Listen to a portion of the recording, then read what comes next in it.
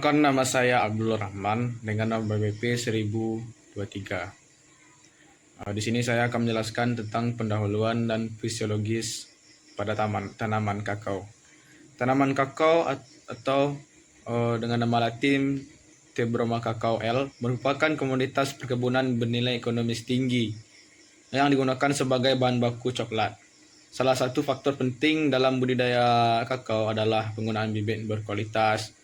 Bibit dapat diperoleh melalui perbanyakan generatif, menggunakan biji, dan vegetatif, menggunakan stek dan sambung pucuk.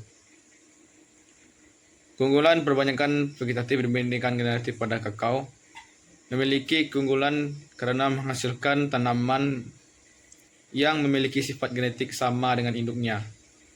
Hal ini membuat pertumbuhan dan produktivitas dan kualitas buah lebih seragam dibanding perbanyakan generatif yang menghasilkan keturunan dengan sifat yang beragam.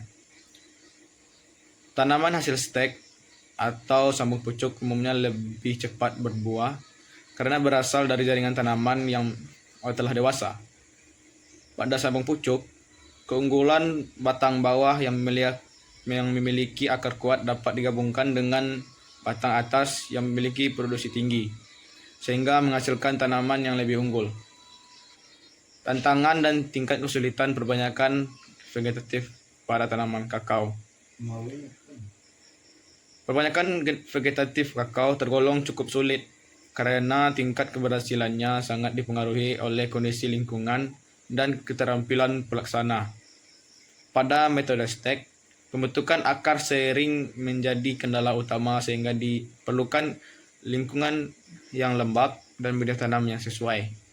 Pada sambung pucuk, penyatuan kambium, batang bawah, dan batang atas harus tepat agar sambungan berhasil tumbuh. Selain itu, bibit muda juga rentan terhadap serangan hama, penyakit, dan perubahan lingkungan sehingga memerlukan perawatan. Apa peran seperti sitokinin dalam pembelahan sel dan pembentukan tunas baru? Sitokinin ini merupakan zat pengatur tumbuh yang berfungsi merangsang pembelahan sel pada jaringan meristem tanaman. Pembelahan sel yang aktif akan mempercepat pertumbuhan jaringan baru dan munculnya tunas. Sitokinin juga mampu mengurangi dominasi pucuk sehingga pertumbuhan tunas samping menjadi lebih aktif. Dalam perbanyakan kakao, penggunaan sitokinin dapat membantu meningkatkan jumlah tunas dan mempercepat pertumbuhan bibit, serta mendukung keberhasilan perbanyakan vegetatif. Baiklah, materi berikutnya yaitu alat, bahan, dan sterilisasi. Pada kegiatan perbanyakan tanaman kakao melalui metode stek dan sambung pucuk, persiapan alat dan bahan merupakan tahapan awal yang sangat penting. Persiapan yang baik akan membantu meningkatkan keberhasilan pertumbuhan tanaman dan mengurangi risiko kegagalan selama proses perbanyakan. Alat utama yang digunakan dalam praktik ini adalah pisau yang tajam dan bersih. Pisau berfungsi untuk memotong bahan stek, mengambil entres atau batang atas, serta membuat sayatan pada batang bawah saat proses sambung pucuk. Pisau yang tajam sangat diperlukan agar hasil potongan dan sayatan menjadi rapi, sehingga kerusakan jaringan tanaman dapat diminimalkan dan proses penyatuan jaringan tanaman dapat berlangsung lebih baik. Selain pisau, bahan lain yang digunakan adalah plastik sungkup dan media tanam. Plastik sungkup berfungsi untuk menjaga kelembapan di sekitar tanaman, terutama pada stek yang belum memiliki sistem perakaran yang sempurna. Dengan kelembapan yang terjaga, penguapan air dari tanaman dapat dikurangi, sehingga tanaman tidak mudah layu. Sementara itu, media tanam berfungsi sebagai tempat tumbuh dan berkembangnya akar.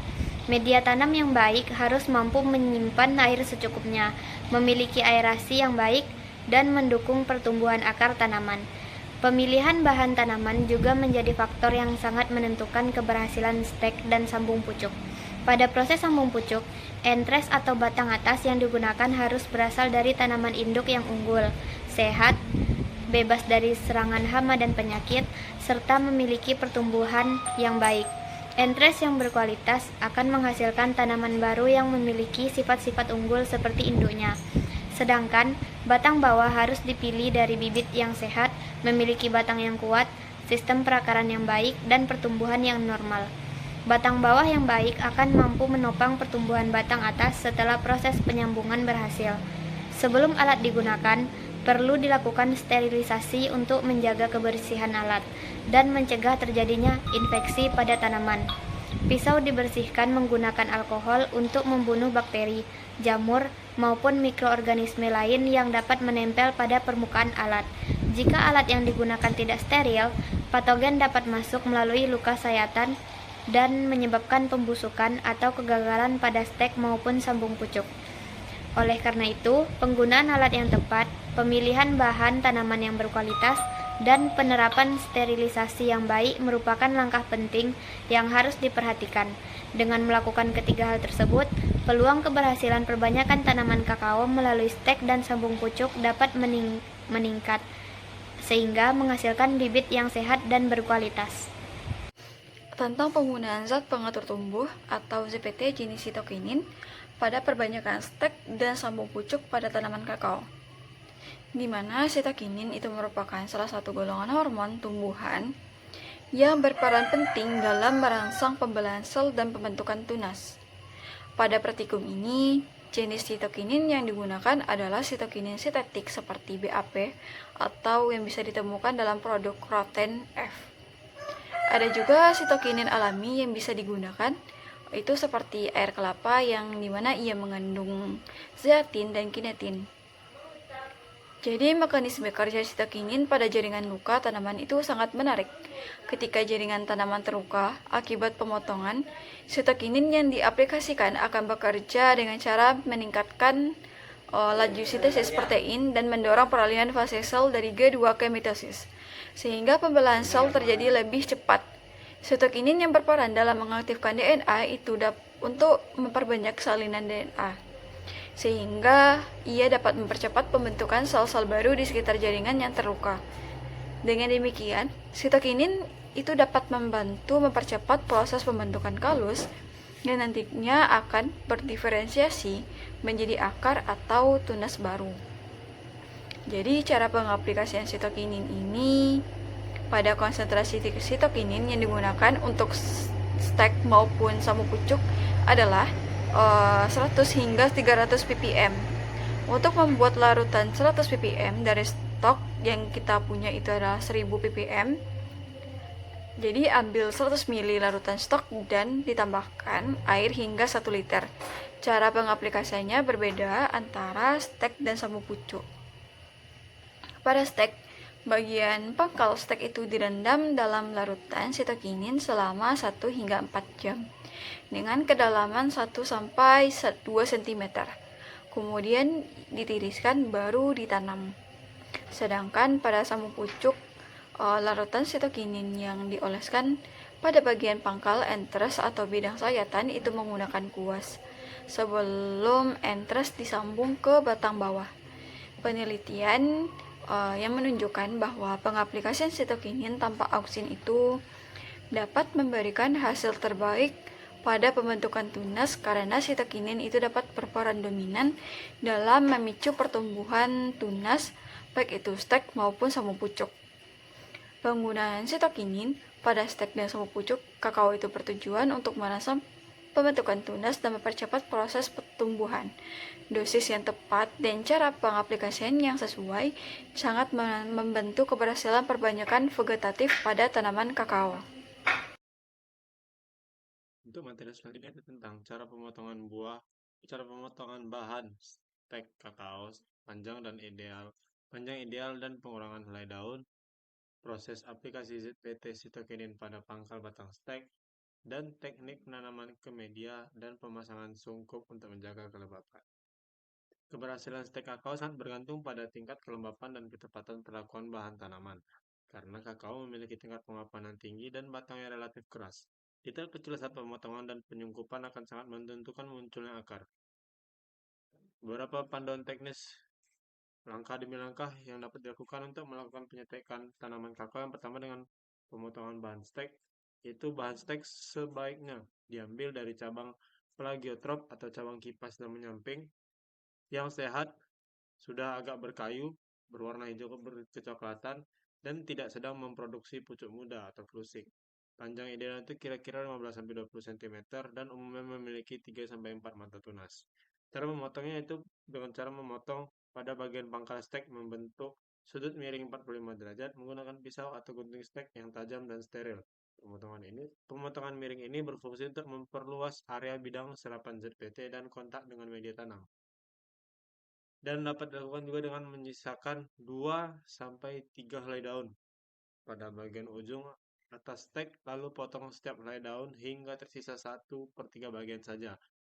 Pengurangan ini krusial untuk menekan laju transpirasi, yaitu penguapan air, namun tetap menyisakan sedikit daun untuk proses fotosintesis yang menghasilkan energi bagi pembentukan akar.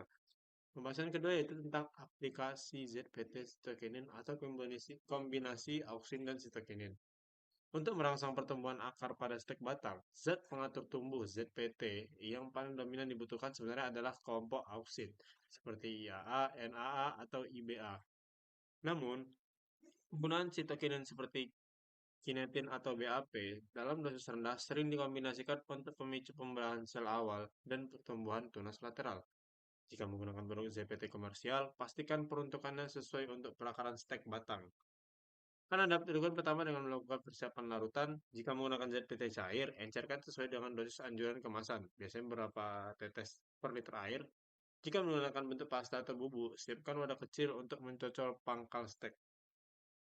Prosesnya itu dengan cara pertama metode rendam cepat, yaitu pangkal batang stek dicelupkan sedalam 2-3 cm ke dalam larutan ZPT selama 15-30 detik. Cara yang kedua itu dengan metode oles atau pasta. Jika menggunakan ZPT berbentuk pasta, oleskan tipis-tipis secara merata pada area luka potong di pangkal stek.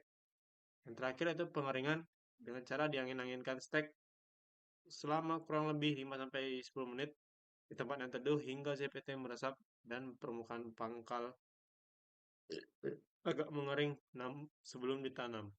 Dan jangan menjemurnya di bawah sinar matahari langsung. Pembahasan yang ketiga itu tentang penanaman ke media dan pemasangan sungkup. Proses ini harus dilakukan dengan cepat setelah pengaplikasian ZPT, agar bahan stek kayu tidak layu.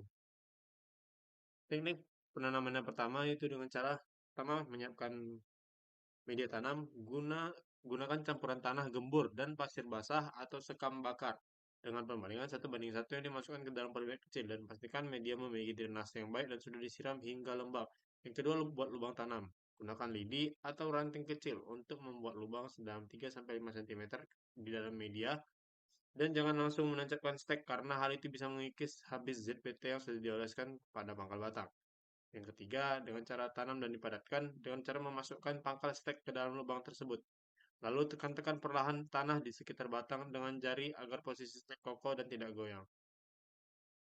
Untuk pemasangan sungkup sendiri, guna menjaga kelembapan, dengan cara yang pertama penyiraman awal. Sebelum disungkup, siram kembali media tanam secara halus menggunakan sprayer, semprotan, hingga cukup basah, serta semprot sedikit butiran air ke dalam ke lembaran daun stek.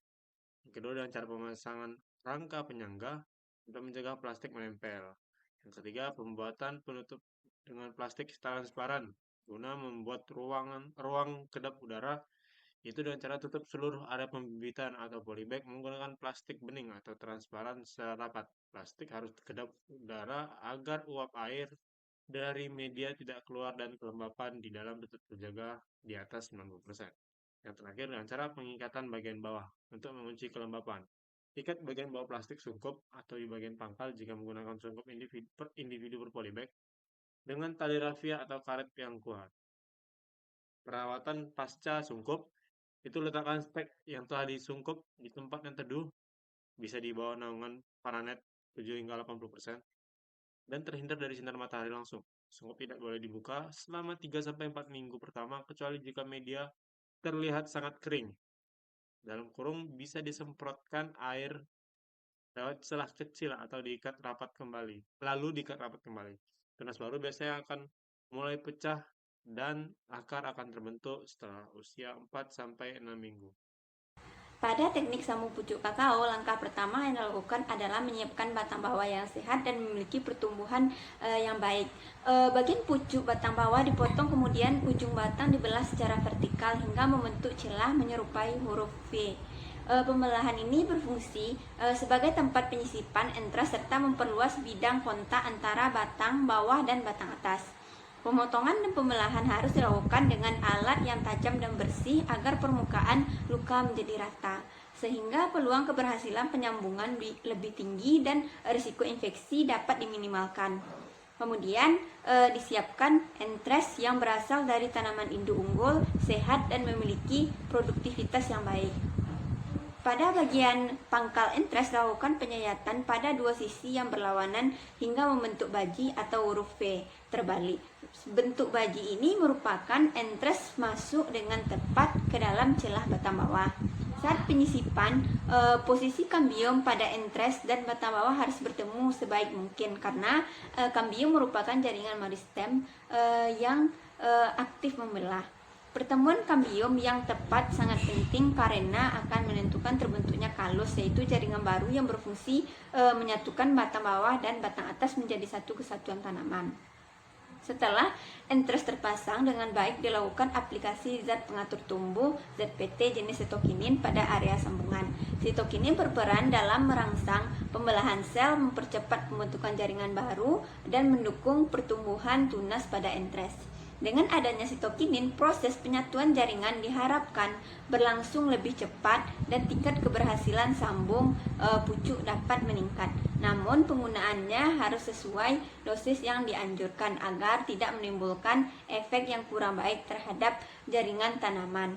Tahap berikutnya adalah pengikatan sambungan menggunakan plastik grafting atau plastik transparan. Pengikatan dilakukan secara rapat tetapi tidak terlalu kuat agar posisi entres tetap stabil tanpa merusak jaringan tanaman.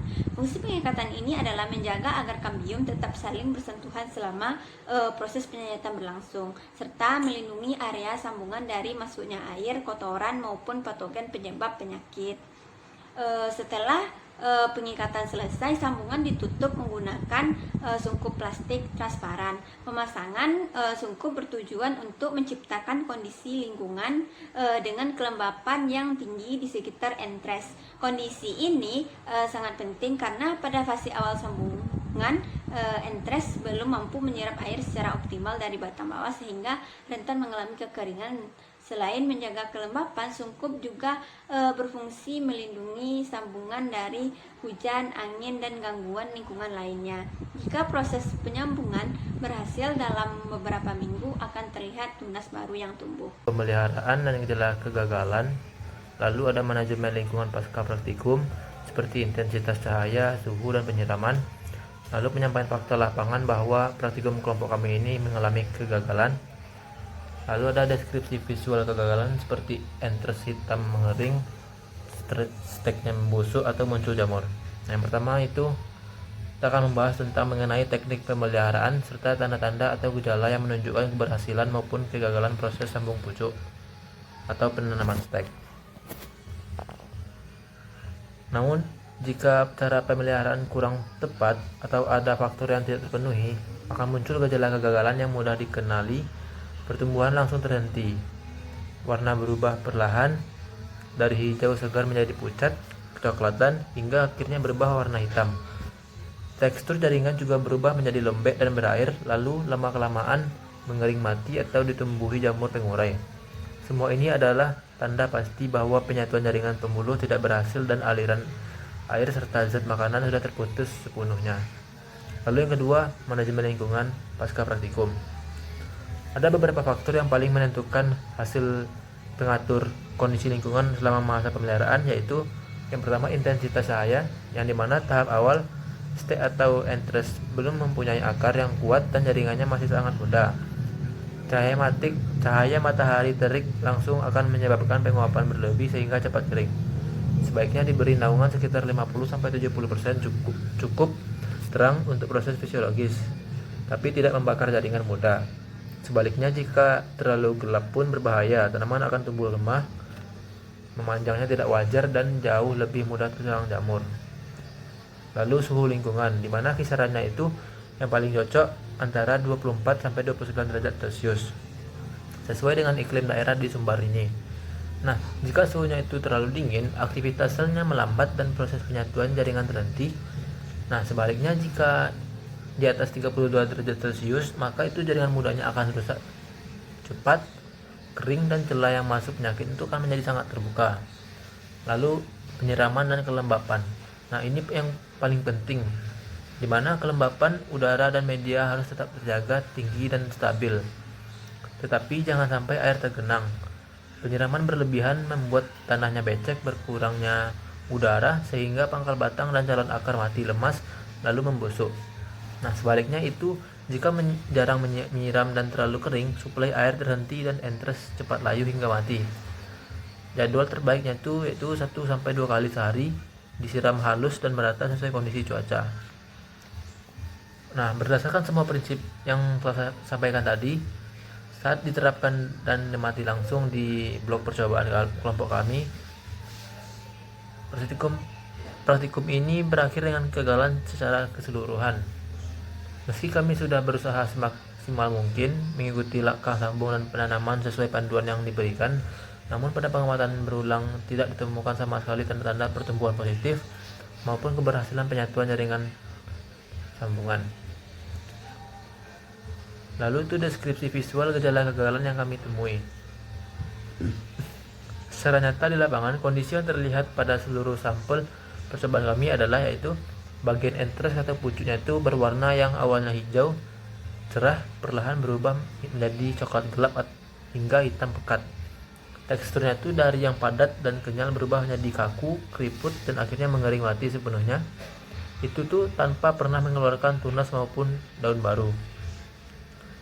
Jika dibelah bagian titik sambungan, terlihat jelas jaringan sudah rusak total dan tidak ada jejak penyambungan pembuluh yang berjalan baik. Nah, batang dan pangkal listriknya itu hampir semua sampel memperlihatkan gejala pembusukan nyata. Bagian pangkal yang tertanam di media berubah, warna menjadi gelap, teksturnya lembek, sangat mudah hancur jika disentuh, lalu mengeluarkan bau yang tidak sedap. Ciri khas serangan jamur dan materi ini akibat lingkungan yang kurang terkontrol. Di permukaan stek serta di sekitar pangkal sambungan yang tetap lembek, kami juga melihat munculnya pertumbuhan jamur berwarna putih kelabu hingga agak kehijauan sedikit, yang menyebar perlahan dan makin mempercepat proses pelapukan sisa jaringan tanaman. Analisis kegagalan dan solusinya. Analisis kegagalan dan solusinya yang pertama yaitu evaluasi penyebab kegagalan. Yang pertama yaitu pada metode stek. Kegagalan ditandai daun layu, batang mengering, dan tidak terbentuk akar. Dan kemungkinan penyebabnya yang pertama yaitu kesalahan dosis pada auksin. Pada prosedur praktikum, entres hanya direndam dalam larutan auksin selama kurang lebih itu 10 detik. Jika konsentrasi auksin terlalu rendah atau tidak sesuai dengan kebutuhan tanaman, pembentukan akar adventif itu akan menjadi terhambat. Nah, yang kedua itu kelembapan media yang kurang terjaga. Meskipun stek ditutup dengan plastik yang transparan, kelembapan yang rendah dapat meningkatkan laju transpirasi sehingga stek kehilangan air lebih cepat daripada kemampuan menyerap air. Dan selanjutnya itu kualitas bahan stek yang kurang baik, yang dimana entres yang terlalu tua atau terlalu muda atau memiliki cadangan makanan rendah akan sulit untuk membentuk akar. Selanjutnya itu kontaminasi alat pemotong. Pisau atau gunting yang tidak steril juga dapat menjadi sumber infeksi jamur dan bakteri pada luka stek. Nah, yang selanjutnya yaitu pada metode sambung pucuk. Kegagalan yang ditandai dengan pucuk layu, sambungan yang mengering, dan tidak ada timbul tunas baru. Penyebabnya yaitu ketidaktepatan penyatuan kambium, yang mana kambium batang bawah dan batang atas harus bertemu secara sempurna agar terbentuk jaringan pengangkut yang baru. Nah, yang selanjutnya itu pengikatan yang kurang tepat. Sambungan yang longgar menyebabkan bagian sambungan cepat kehilangan air dan mengering. Terus yang Selanjutnya yaitu perbedaan ukuran batang bawah dan batang entres. Ketidaksesuaian diameter dapat juga menghambat proses penyatuan jaringan. Nah, yang terakhir yaitu suhu dan kelembapan lingkungan tidak optimal, yang mana suhu yang terlalu tinggi dan kelembapan yang rendah mempercepat penguapan air dari entres sehingga pucuk layu sebelum sambungan berhasil menyatu. Selanjutnya yaitu kolerasi, kegagalan fisik tanaman dengan teori ilmiah. Gejala kegagalan yang diamati memiliki hubungan erat dengan teori perbanyakan vegetatif. Pada stek yaitu teori menyatakan bahwa keberhasilan sangat bergantung pada pembentukan akar adventif yang dipacu oleh hormon auksin. Tidak terbentuknya akar menunjukkan aktivitas hormon dan pembelahan sel pada daerah perakaran tidak berlangsung optimal. Akibatnya, stek tidak mampu menyerap air dan unsur hara sehingga daun layu dan batang mengering. Pada sambung pucuk, teori menjelaskan bahwa keberhasilan ditentukan oleh penyatuan jaringan kambium, batang bawah dan batang atas. Jika kambium tidak bertemu secara tepat, hubungan vaskuler atau silem dengan floem tidak terbentuk. Akibat air dan hasil fotosintesis tidak dapat ditranslokasikan sehingga pucuk mengalami kelayuan dan akhirnya mati. Selain itu, teori fisiologis tanaman menjelaskan bahwa kelembapan yang rendah meningkatkan laju transpirasi dan kehilangan air lebih besar daripada penyerapan air. Tanaman mengalami stres air yang ditandai dengan layunya daun dan mengeringnya jaringan tanaman. Nah, yang selanjutnya itu tentang rekomendasi perbaikan prosedur dan solusi nyata. Untuk meningkatkan keberhasilan, ada beberapa langkah yang dapat kita lakukan. Yang pertama yaitu mensterilkan seluruh alat, yang mana kita akan membersihkannya dengan alkohol sebelum digunakan untuk mencegah kontaminasi mikroorganisme. Nah, yang kedua yaitu menggunakan entres yang sehat, berasal dari tanaman induk yang unggul, bebas hama dan penyakit, serta memiliki cadangan makanan yang cukup. Yang ketiga yaitu mengoptimalkan penggunaan zat ZPT terutama auksin, IBA atau Na, dengan konsentrasi yang sesuai untuk merangsang perbentukan akar pada stek. Nah, yang keempat yaitu menjaga kelembapan lingkungan. Dengan sungkup plastik yang rapat, penyiraman teratur tanpa menyebabkan genangan. Nah, yang kelima yaitu melakukan sambung pucuk dengan lebih teliti, yang mana terutama adalah menyatukan kambium batang bawah dan batang atas. Yang keenam yaitu menggunakan batang bawah dan entres diameter yang relatif agar kontak kambium lebih sempurna. Yang ketujuh yaitu melakukan praktikum pada waktu yang lebih sejuk seperti pagi atau sore hari untuk mengurangi stres akibat suhu yang tinggi. Yang kedelapan yaitu melakukan monitoring harian terhadap kondisi kelembapan, suhu, serta gejala serangan hama dan penyakit. Yang kesembilan yaitu atau yang terakhir, menambahkan jumlah sampel percobaan sehingga hasil yang diperoleh lebih representatif dan risiko kegagalan total dapat diminimalkan. Nah, jadi kegagalan metode stek dan sambung pucuk pada praktikum ini kemungkinan disebabkan oleh kombinasi faktor teknis, fisiologis, dan lingkungan, seperti ketidaktepatan aplikasi ZPT, kurang optimalnya penyatuan kambium, kontaminasi alat, serta kondisi suhu kelembapan yang tidak mendukung. Sesuai teori perbanyakan vegetatif, keberhasilan sangat ditentukan oleh pembentukan akar pada stek dan keberhasilan penyatuan kambium pada sambung pucuk. Oleh karena itu, perbaikan teknik pelaksanaan, penggunaan bahan tanaman yang berkualitas, serta mengendalikan kondisi lingkungan perlu dilakukan untuk meningkatkan tingkat keberhasilan praktikum selanjutnya. I just had to let you know you're